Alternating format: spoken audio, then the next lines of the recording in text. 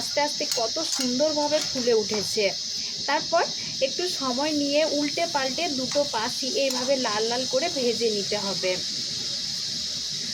বানানো কিন্তু ভীষণ সহজ আর খেতে খুব সুন্দর হয়। নমস্কার বন্ধুরা, আমার চ্যানেলে আপনাদের সকলকে আবারও একবার স্বাগত জানিয়ে আজকের পর্বে সম্পূর্ণ নতুন একটা টিফিন রেসিপি নিয়ে হাজির হয়ে গেছি আপনাদের মাঝখানে। আজ বানাবো সামান্য কিছু আলু আর আটা দিয়ে খুব স্বাস্থ্যকর একটা টিফিন রেসিপি, যেটা আপনারা বাচ্চাদেরকে টিফিনেও দিতে পারেন বা নিজেরাও কিন্তু ব্রেকফাস্টে চায়ের সাথে স্ন্যাক্স হিসেবেও খেতে পারেন। খেতে কিন্তু খুব সুন্দর হয়। তাহলে চলুন দেরি না করে ঝটপট আমার আজকের রেসিপি শুরু করি। নাস্তাটা বানানোর জন্য আমি এখানে নিয়েছি আটা। এই বাটিটার মাপ করে আমি 2 বাটি মতো আটা নিয়েছি। আপনারা চাইলে কিন্তু আটার পরিবর্তে এই রেসিপিটা ময়দা দিয়েও বানাতে পারেন। এবার এর সাথে দিয়ে দিচ্ছি পরিমাণ মতো লবণ, আর দিয়ে দিতে হবে ময়ানের জন্য অল্প একটু সাদা তেল। অল্প কিছুটা সাদা তেল আমি এখানে দিয়ে দিচ্ছি, এই 1-2 চামচ মতো দিলেই হবে। এবার প্রথমে সমস্ত শুকনো উপকরণ হাত দিয়ে খুব ভালোভাবে মিশিয়ে নিতে হবে। যত ভালো করে মেশানো হবে রেসিপিটা কিন্তু ততই খাস্তা মুচমুচে করে আপনারা বানাতে পারবেন। এবার অল্প অল্প করে নর্মাল রুম টেম্পারেচারে থাকা জল দিয়ে একটা ডো বানিয়ে নেব। খুব বেশি শক্ত বা খুব বেশি নরম করে কিন্তু বানানো যাবে না। আমরা ঠিক যেভাবে লুচি পরোটার জন্য আটা মাখি ওই রকম করে মেখে নিতে হবে।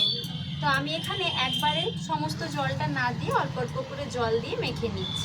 তো দেখুন বন্ধুরা, আটাটা আমি মেখে নিয়েছি। খুব বেশি নরম হয়নি, আবার খুব বেশি শক্তও হয়নি। আশা করছি আপনারা দেখে বুঝতে পারছেন। ঠিক এইভাবে মেখে নিয়ে এবার আমি 5 থেকে 10 মিনিটের জন্য একটু রেস্টে রেখে দেব। এবার আমি একটা পুর তৈরি করে নেব। তার জন্য এখানে কড়ার মধ্যে অল্প কিছুটা সাদা তেল গরম করতে দিয়ে দিয়েছিলাম। এবার তেল ভালোভাবে গরম হয়ে গেলে এর মধ্যে দিয়ে দিচ্ছি গ্রেট করে রাখা অল্প কিছুটা আদা, আর দিয়েছি সামান্য কিছুটা গোটা জিরে। দিয়ে অল্প কিছুক্ষণের জন্য এটা একটু ভেজে নেব, যাতে আদার কাঁচা গন্ধটা চলে যায়। আমি আজকে এই রেসিপিটা কিন্তু সম্পূর্ণ নিরামিষভাবে বানাচ্ছি।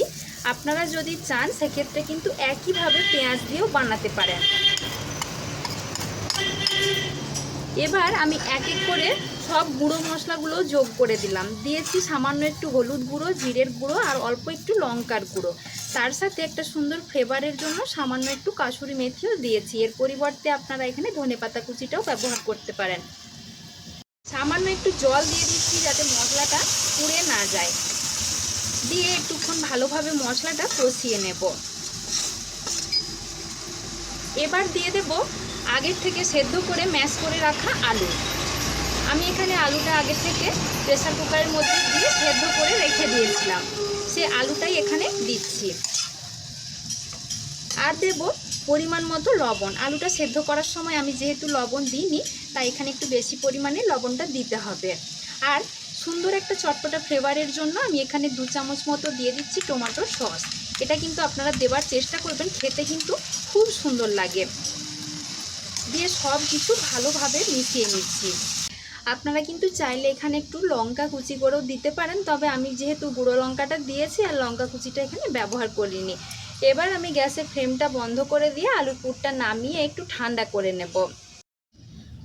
তো দেখুন বন্ধুরা, অন্যদিকে এটা 5-7 মিনিট মতো রেস্টে রেখে দেওয়া হয়ে গেছে। এখন কিন্তু আটার এই ডোটা আগের থেকে অনেকটাই নরম হয়ে গেছে। এবার ঢাকাটা খুলে আবার একটু হাত দিয়ে আমি প্রথমে ভালোভাবে মেখে নিচ্ছি। এবার এখান থেকে ছোট ছোট করে লেচি কেটে নেব। খুব বেশি ছোট হবে না, আবার খুব বেশি বড় কিন্তু হবে না। এইভাবে আমি সমান করে যতগুলো লেচি হয় কেটে নিচ্ছি। আমার মোটামুটি এখানে 5-6টা মতো হয়েছে। এবার প্রথমে এগুলো ভালোভাবে গোল করে পাকিয়ে নেব। এবার একটা লেচি আমি হাতের মধ্যে নিয়ে এভাবে একটা গোল বাটির মতো বানিয়ে নিচ্ছি। ঠিক আমরা যেভাবে পিঠে বানাই ওই রকম করে প্রথমে একটা বড় বাটি বানিয়ে নেব। ধন্যবাদ।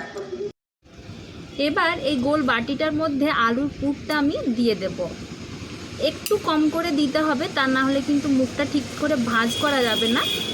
তো আমার এখানে অল্প একটু বেশি হয়ে গেছে, সেটা একটু বার করে নিচ্ছি। এবার মুখটা খুব ভালোভাবে মুড়ে নেব। আপনারা দেখুন, তাহলে আশা করছি বুঝতে পারবেন। একটু টেনে টেনে এভাবে মুখটা জয়েন্ট করে দিতে হবে, যেহেতু এগুলো তেলে ভেজে বানাবো, তা না হলে কিন্তু বেরিয়ে যেতে পারে। এবার মুখটা এইভাবে করে মুড়ে প্রথমে একটু গোল করে পাকিয়ে নিচ্ছি, তারপর হাত দিয়ে এইভাবে একটু চেপটে একটা চ্যাপটা মতো শেপ দিয়ে দেব।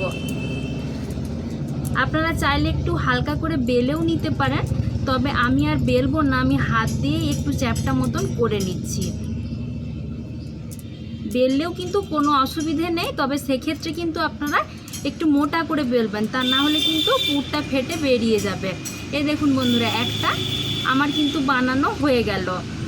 কীভাবে আরেকটা বাটি বানিয়ে নিয়েছি, আর তার মধ্যে অল্প কিছুটা আলুর পুর দিয়ে দেব। পুরটা একটু কম করে দিতে হবে, তা না হলে কিন্তু মুখটা মুড়তে গেলে খুলে যাবে, আর তখন ভাজার সময়ও কিন্তু পুরটা ফেটে বেরিয়ে যাবে, তখন রেসিপিটা বানালেও কিন্তু খেতে অনেক ভালো লাগবে না। তো এইভাবে করে দেখুন, খুব ভালো করে মুখটা প্রথমে মুড়ে নিয়েছি, দিয়ে আমি হাত দিয়ে এভাবে চ্যাপটা মতো একটু করে নিচ্ছি।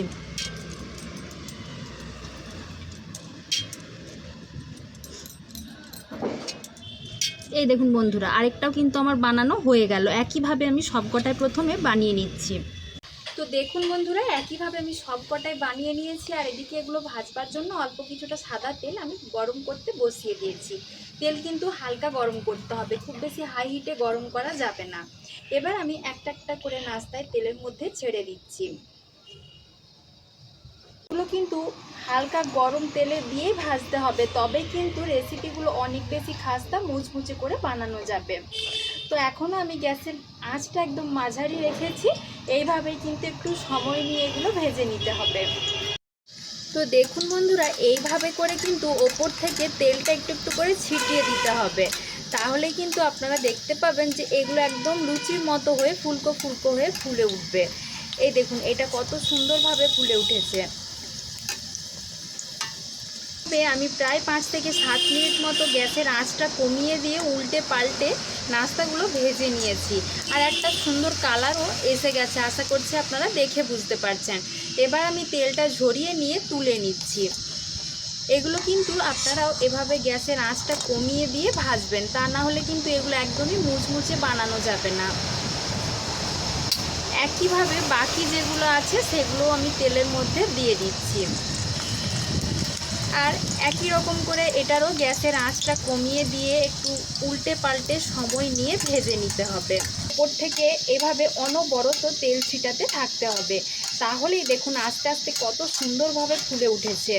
তারপর একটু সময় নিয়ে উল্টে পাল্টে দুটো পাশই এইভাবে লাল লাল করে ভেজে নিতে হবে। বানানো কিন্তু ভীষণ সহজ, আর খেতে খুব সুন্দর হয়। আপনারা এগুলো বাচ্চাদেরকে টিফিনেও বানিয়ে দিতে পারেন, বা নিজেরাও জলখাবারে বানিয়ে খেতে পারেন, বা টমেটো সসের সাথে হোক, চায়ের সাথে হোক, সেটাও খেতে পারেন। খেতে কিন্তু খুবই সুন্দর লাগবে। কীভাবে আমি সব নাস্তাগুলো বানিয়ে নিয়েছি, আর এগুলো কত সুন্দর দেখতে হয়েছে, আর কতটা মুচমুচে খাস্তা সেটাও আমি আপনাদেরকে এখনই দেখিয়ে বুঝিয়ে দেব। বন্ধুরা, আটা আর আলু দিয়ে বানানো খাস্তা কচুরিগুলো দেখতে কতটা লোভনীয় হয়েছে, আর খেতেও কিন্তু অসাধারণ হয়। আপনারাও বাড়িতে একবার হলেও বানিয়ে দেখবেন, তারপর জানাবেন খেতে কেমন হয়েছিল। আর আপনারা তো দেখলেনই বন্ধুরা, বানানো একদমই কোনো ঝামেলা নেই, যে কেউ রেসিপি দেখে বানিয়ে নিতে পারবে। একটা কচুরি আমি আপনাদেরকে ছিঁড়েও দেখিয়ে দিচ্ছি যে এগুলো ভেতর থেকে কতটা সুন্দর হয়েছে। এখন কিন্তু কচুরিগুলো অনেক গরম আছে, এই দেখুন ভেতর থেকে একদম পুরে ঠাসা, আর কত সুন্দর দুখোল হয়ে ফুলেছে সেটা তো আশা করছি আপনারা দেখেই বুঝতে পারছেন। আপনারা চাইলে এগুলো কিন্তু আটার পরিবর্তে ময়দা দিয়েও বানাতে পারেন, তবে আমি আজকে আটা দিয়েই বানিয়েছি। দেখুন কতটা মুচমুচে, হাত দিলেই কিন্তু এভাবে ভেঙে যাচ্ছে। তাহলে দেখলেন তো বন্ধুরা, কত সহজে আলু আর আটা দিয়ে খাস্তা কচুরি বানিয়ে নেওয়া গেল। আপনারাও কিন্তু রেসিপিটা বাড়িতে বানিয়ে দেখতে পারেন, আশা করছি আমাদের মতো আপনাদেরও খেতে অনেক ভালো লাগবে।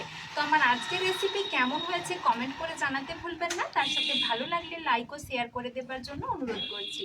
আর এরকম নতুন নতুন রেসিপির আপডেট পেতে হলে অবশ্যই আমার চ্যানেলটিকে সাবস্ক্রাইব করে আমার পাশে থাকবেন, তাহলে কিন্তু আপনিও প্রতিদিন এরকম নতুন নতুন রেসিপি দেখতে পারবেন।